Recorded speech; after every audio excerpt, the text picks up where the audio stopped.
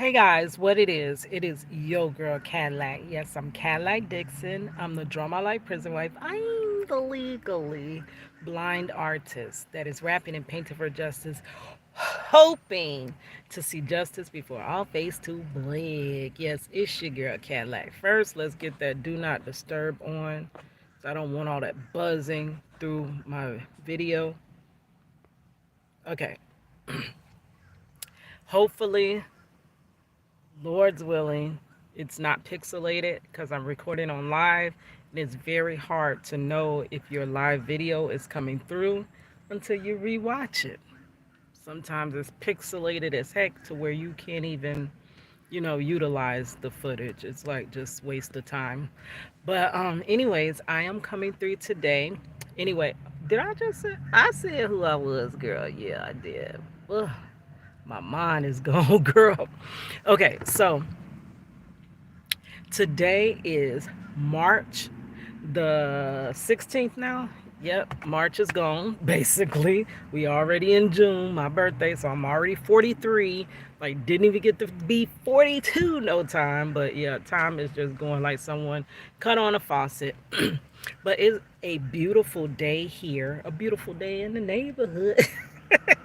Would you be my neighbor? Girl. Yes, it is a beautiful day here in Orlando, Florida. I feel the sun on my back, but it's not boiling it. It's not boiling my skin. So it's that little warmth, the little nice little warmth on your back. It got a little breeze because I'm up under some trees and I'm getting some shade, all the shade I need. So I don't need no shade from y'all, right? But it's nice. It's nice weather. Um, so I just got up, maybe what time I got up at 11. Girl, let me tell you. So I treat this really like my diary because the fact that it's not a lot of viewers and it's definitely not a lot of engagement. So it's almost like I'm talking to you, Cadillac. So it's cool. I like to kind of know where I'm at within time frames in my life. And then also, I am a person that I can count on my hand, and I don't have to use all the fingers, right?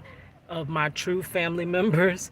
And I don't have friends. At this moment in time, I do not have friends. Not because I can't make friends, it's because I have it's a process of determining who I can consider a friend. And basically, you honestly do not know you have a friend until your friendship has been tested, because fate can lie dormant for a long time. I do have a story time about that one girl that I thought was my bestie, girl. And later she told me, after over a decade of being friends, that you were never my friend. I'm like, but you know what? God tried to tell me that. I always felt this little, like, when she would call me her friend, yeah, my friend, when she would say that, I would always get like this little weird feeling, like, you know, I don't know how to explain it, but it was like a little weird, like, thing, like, oh, okay. Um, I'm probably not even explaining it right, so I'm not going to explain it. But it was a feeling that I got every time she would call me a friend, which later revealed was true because she told me, girl, we were never friends, right? And I'm like, oh, well, glad you let me know 10 years later, over 10 years later, that we were never friends. But yes, yeah, so I don't have friends. That was the last friend. And that really, you know, put a bitter taste in my mouth about having friends, right? So I do live quite a lonely life, which I am a loner anyway, so most times it's okay. I have learned to go through situations on my own, right? I had to go through my mother passing on my own. I had to go through my husband, that whole situation on my own. So I've dealt with a lot of big challenges on my own, right? And even this disabled worker thing, which is completely like just getting to me. I actually came home last night from work and I just cried. I'm like, I literally have no answers. I don't know what I'm gonna do. I've been stuck for a long time, but I have also been unwilling to admit that I'm stuck. In my mind, I keep thinking, there's a way out of this. This is not the end for me. This is not how my story ends. That karma's coming back to me. That good karma that I put out is coming back. But I mean, I gotta face it. I'm stuck. I don't know where I'm gonna do, what I'm gonna do, where I'm gonna do, where I'm gonna turn, what I'm gonna do. And basically, my life, the way I've been holding it together is like a house of cards. It's a juggling act. I'll put it, you know, compare it to that because y'all know I love me a good analogy. So my life is like a house of cards that I'm struggling to hold up. My life is like a juggling act that I'm juggling and I'm about to drop the balls, girl. Like for real, because I've been juggling for a long a time. And it's just not working. It's barely keeping my life together. And it's so much work to barely keep your life together that if you take a moment to breathe, your life falls apart, right? And that's where I'm at. So I just cried. I'm not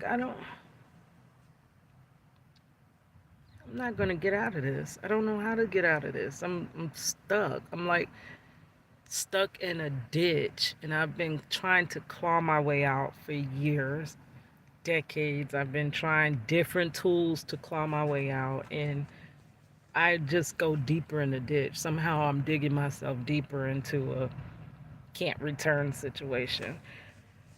And I don't want to acknowledge that. I don't want to accept that. I can't accept that this is it for me. This is pretty much the pinnacle of my life. And well, really, the pinnacle of my life, I would say, would have been now seeing how my life has gradually um, went down over time. I would say the pinnacle of my life was in my early 20s. Early 20s to 30. I didn't know that was the best my life would get.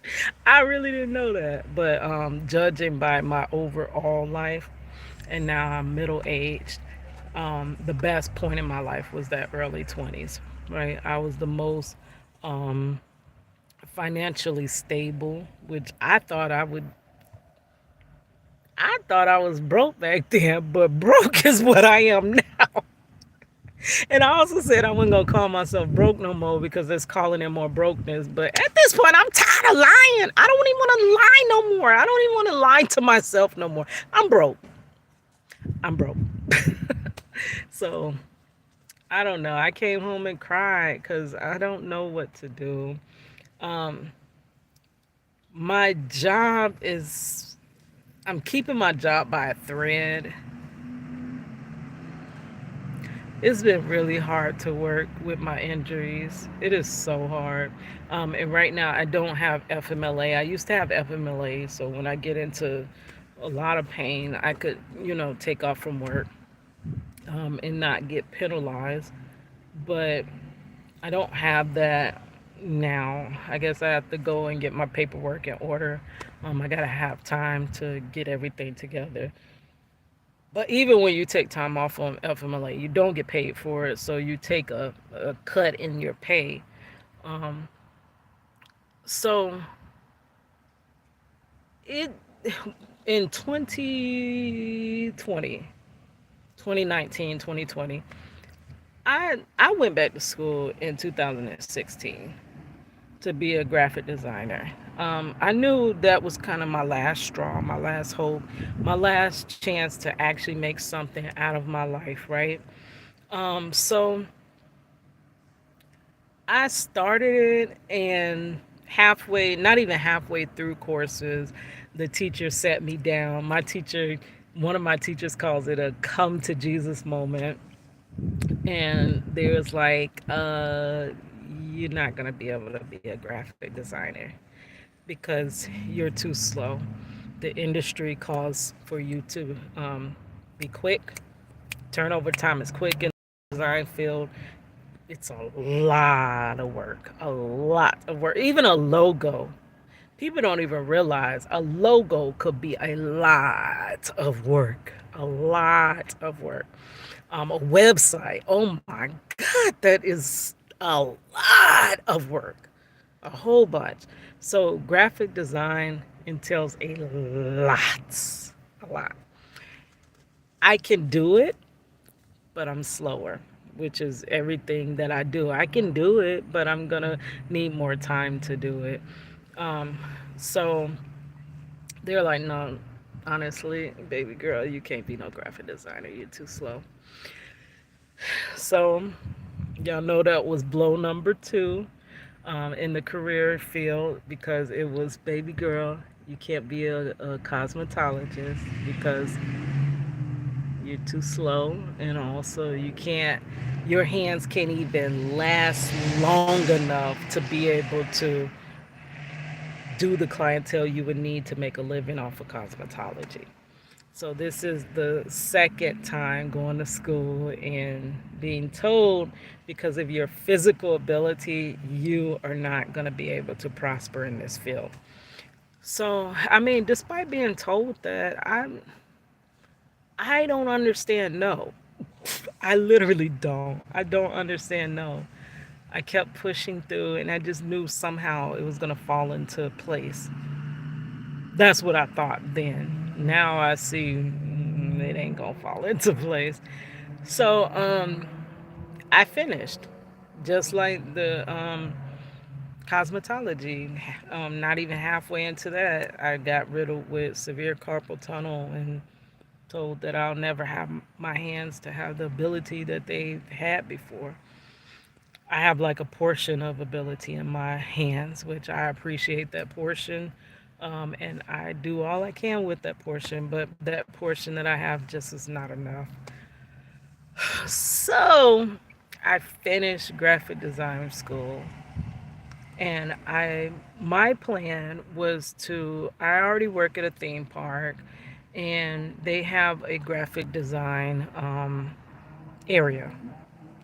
The whole purpose of me going to the theme park, y'all know I was let go by my super center job because I had a slip and fall, and they blamed it on me, and they got away with it because the big corporation always wins over the little person.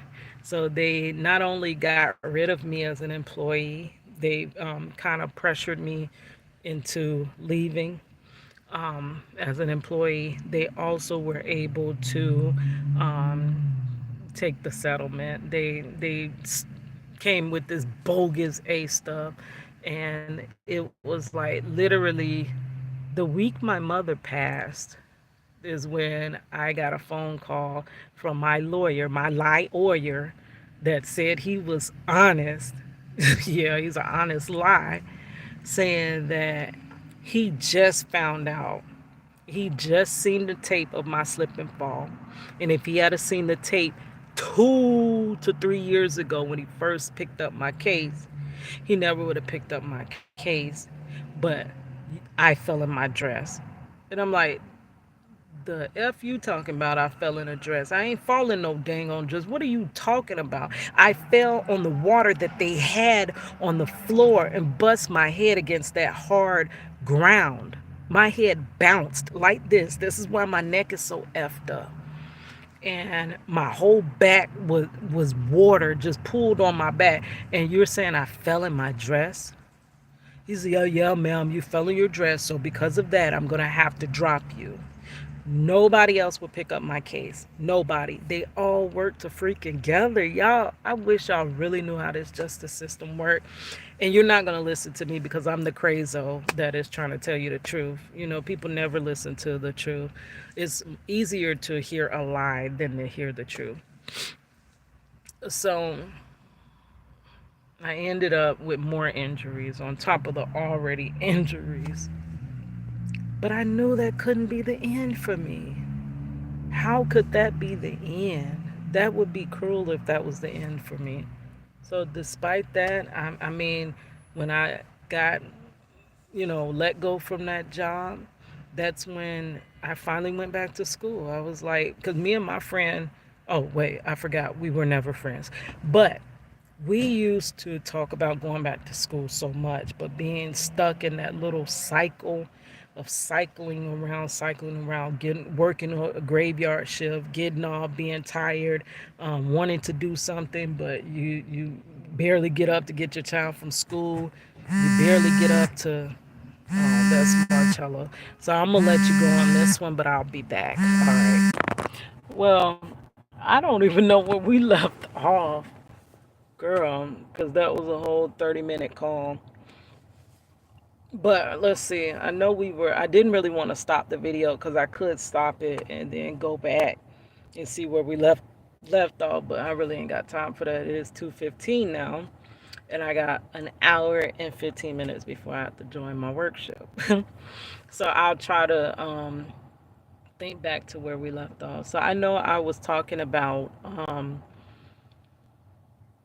this being the second time that the career I moved towards the career, and they say no, due to your physical inability, you basically are not going to be able to do that career field. Um, but despite I pushed through, I finished school. It was so hard. Um, they I was trying to I got with the I forgot what they call it. Is it the disability center in my college? I don't know what it was exactly called, but it's basically a area that helps disabled students, and they were trying to help me find different things that help with you being legally blind, as far as like the keyboard that is bright, which they didn't realize because I have a rare eye disease. It usually helps with legally blind, but by my eye disease, bright actually interferes and makes it, harder because I'm very sensitive to light. Light bothers me so much. So they tried to do little things to help me. What I really needed was, in some cases, they make where you have more time to complete your assignments. But for some reason, that never worked out for me. The teacher was never willing to go for that. So I was always doing work, but I could never finish or do as much as I wanted to. And it was some teachers that did notice. It was one that was saying that you have some great ideas, but every time you turn in something, it looks like you're just barely getting started. Like it was supposed to be progressed so much more than where it is. And it was due to that being slow, can't hardly like for me what interferes with graphic design content creation, like when I'm editing anything I do, even when I'm drawing, by me having the sciatica and stuff like that, I have a very bad nervous system. Like all of my issues deal with the nervous system, basically my carpal tunnel, my sciatica, my herniated disc that clenches on the nerves, it pinches the nerves. So all of it is basically the blood not flowing fast enough or enough to get the correct blood flow to move those areas of the body. So I would be moving everywhere. Like I cannot sit in a seat too long at all. I have to sometimes be standing up at the bar, working with my laptop. Then I'll be over to, and then when your neck is tilted down, that interferes. I really need to be tilted up, which my chiropractor was trying to have me stack my stuff, my laptop on books and stuff so that I can look up and work. And it is so crazy. So I'll be all over the place. I have to change locations. Um, so I'll be in the kitchen, then I'll be out on the porch, and just to keep my blood flowing. So that's pretty difficult to deal with. Um, but I finished. I finished school, and I knew that at this rate, I would not be able to work for a company because what company is going to allow me to do all of that, right? Be all over the place and be slower. which companies base your worth on how much you produce. The amount of production shows how much worth you have. And because I can't produce as much, I'm worth less to a company. So I was like, I really only had a couple of options. The one option is to be a freelance graphic designer so that I can take on the amount of um, clientele, and the clientele that works with me just knows that, hey, it may take me a little longer to get your work right. And then they are maybe not under such a great time frame demand that they can work with someone that is slower, right? Or my other option was I wanted to work in the graphic design area at my theme park. Now, that one is still going to be high pace, but for me,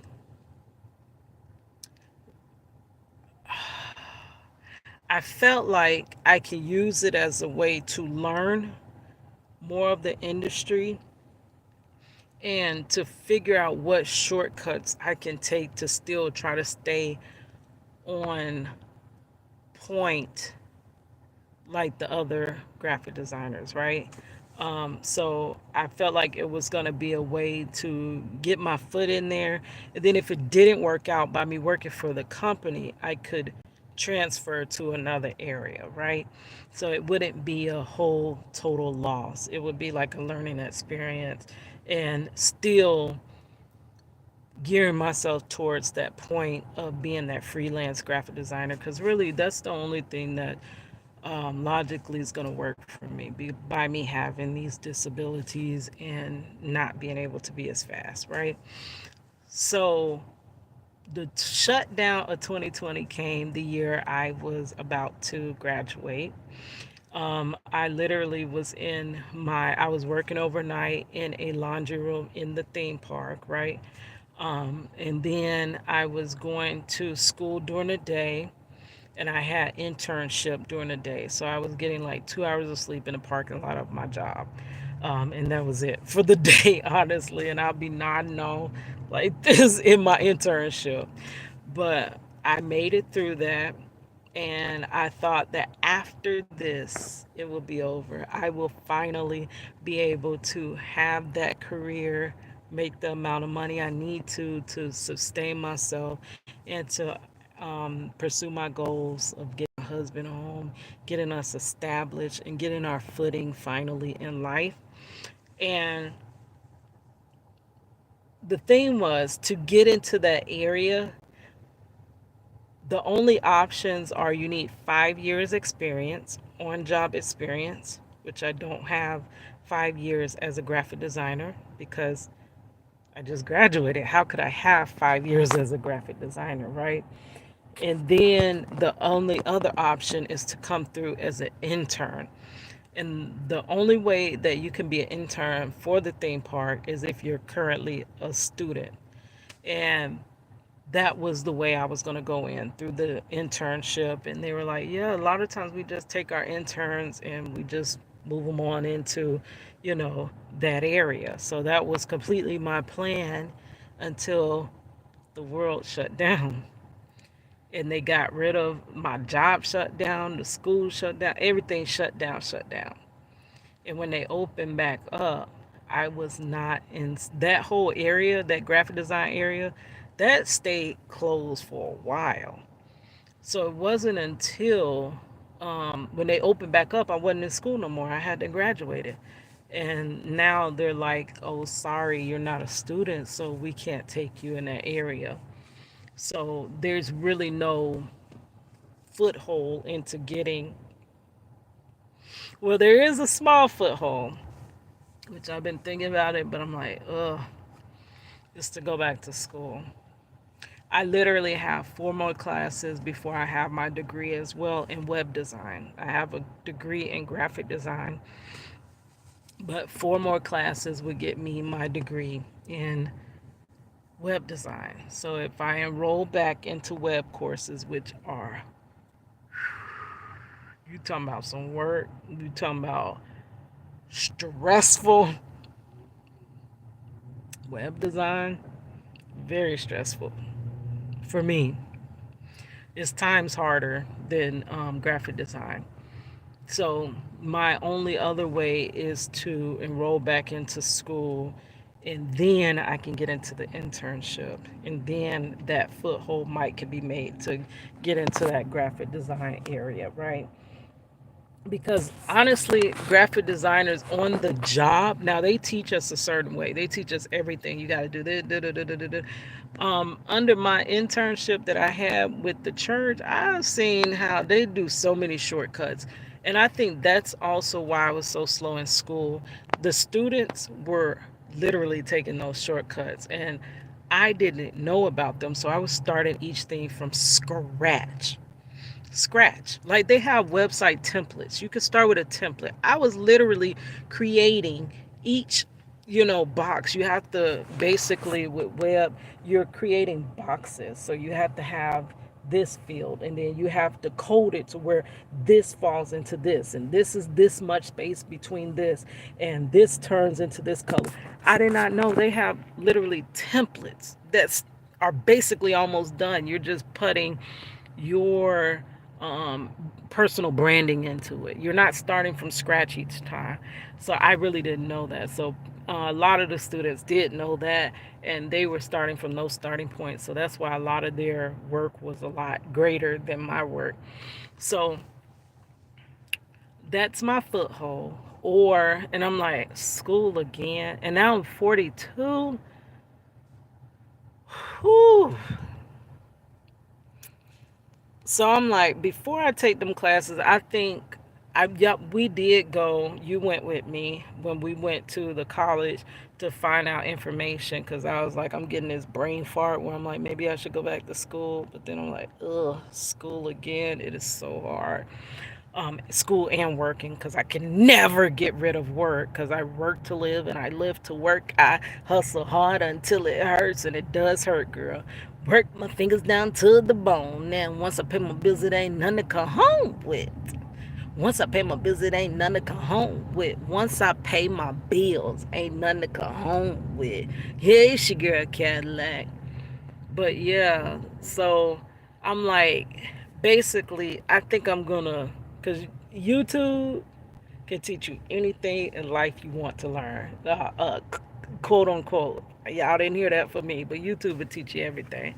So I think I'm gonna start refreshing myself on those websites in web design. So I was good with HTML, but now I got to refresh myself. So I'm going to have to refresh myself in HTML, CSS, and then I hadn't even got to JavaScript yet, like the horror stories they were saying about JavaScript.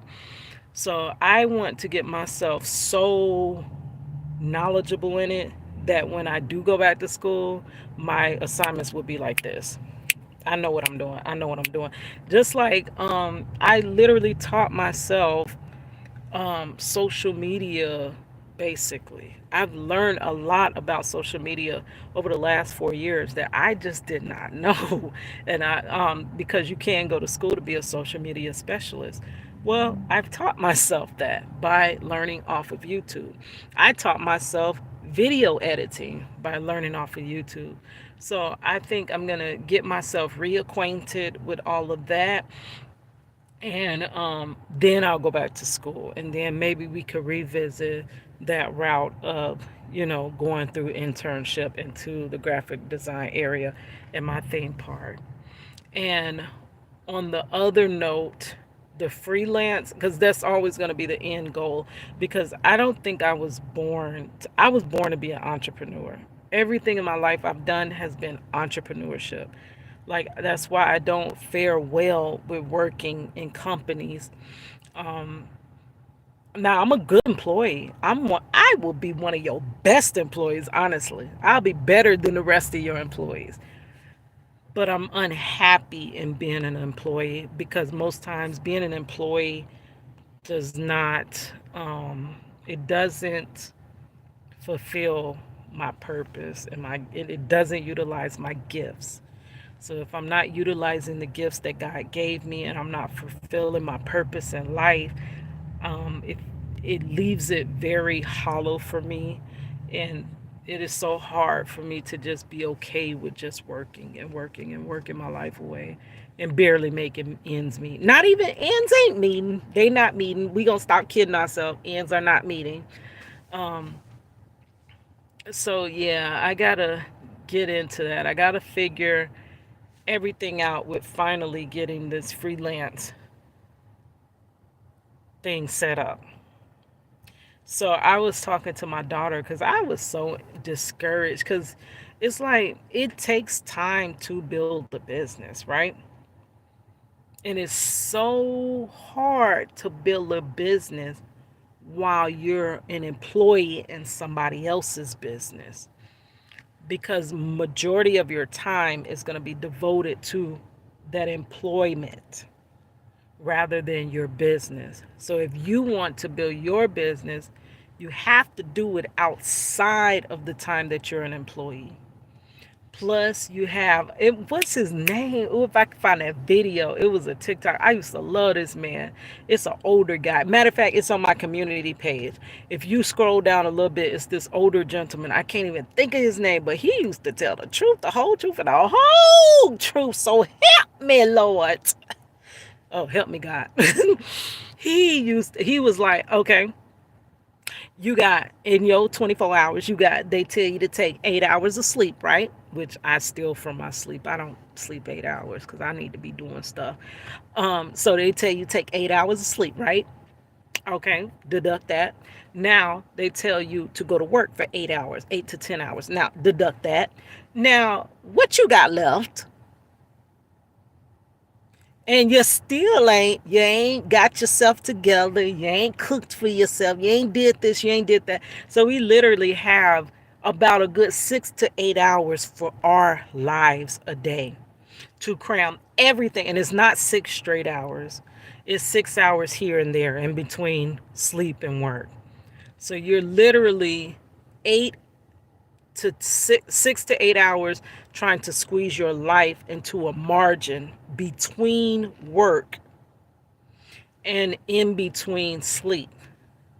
So if you have 24 hours and you're deducting 16 for work and sleep, and also you don't just appear, oops, I'm at work. No, it's the transport to work. So that could be another hour before and after work. So you got to deduct that. So that leaves you 18 hours that are gone, right? So what you got left out of a 24-hour span? You literally got maybe, no, you really don't have 6 hours because you're getting up, you're taking a shower, you're getting your clothes on. For me, I'm a caregiver, so I can't just get up, get ready, get my clothes on. I have to get my sister up, let her get ready, let her get her clothes on, let her brush her teeth, make sure that she's settled in her bed before I leave her room. Then I can get ready. When I get off of work, I'm trying to do content creation because I have other goals in my life. Like I really want my freaking goddamn husband home. I want my family restored. I work on that. I'm trying to build the YouTube channel, and it's also like social media. What you'll learn is like they even taught us this in graphic design school, and I cringed when they said that. When my teacher said that, she said, graphic design is not even really about your skill sets. What she said broke my heart. She said it's about who you know. I'm like, oh, again, who I know? I don't know nobody. Are you kidding me? It's again about who I know. It's never about how good I am, how much I improve myself, how good my work is. It's about who I know. Okay, I don't know anybody, so great. She killed my little heart when she said that. Broke my little heart. But it's about who you know. And in this day and age, to get known, the only real way to get known is social media. That's why social media have been so important to me, because that is the whole purpose and why nothing I've done has worked, because I've never been known, right? Even with music, my music was great, it was good, but I didn't have a known name, so I couldn't get my music heard. My art is great. It's God, that's God's hand. That ain't my hand. That's God's spirit flowing through these broken vessels, these broken hands, and creating all that artwork. And it doesn't get seen because I don't have the social media presence. And even with graphic design, you gotta build that presence. Even when you're a lawyer, there's lawyers that are known that could be less good of lawyers, but because they're known and they're everywhere, they're household names, they're getting the clients. It's just who you know. And really, I think it's more than who you know. I think it's who knows you. It's about who knows you.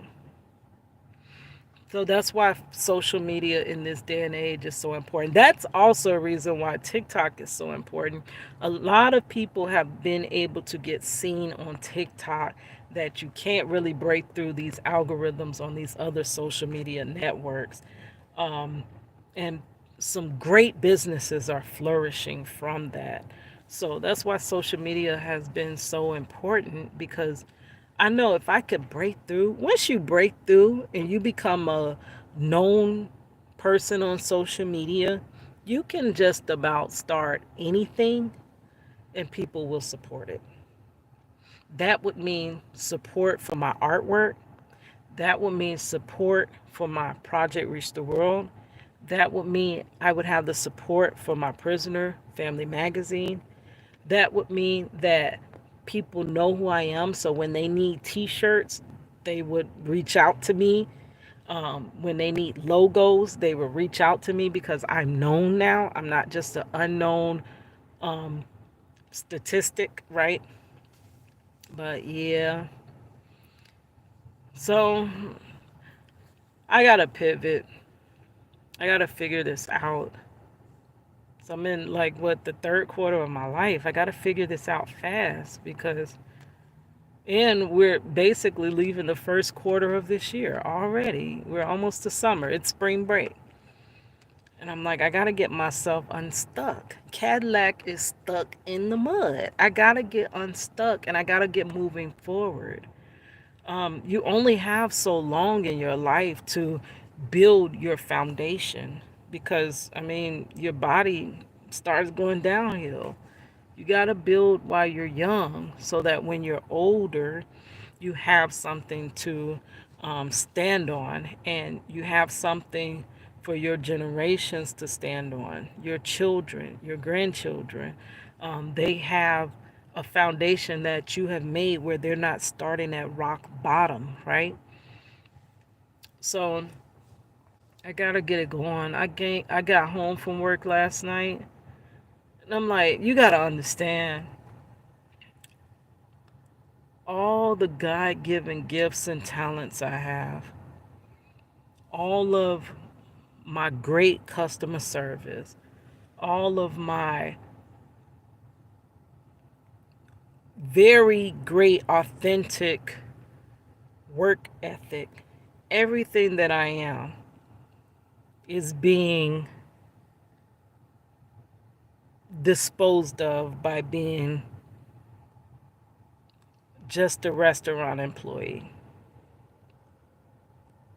And I am reducing all that greatness down to a regular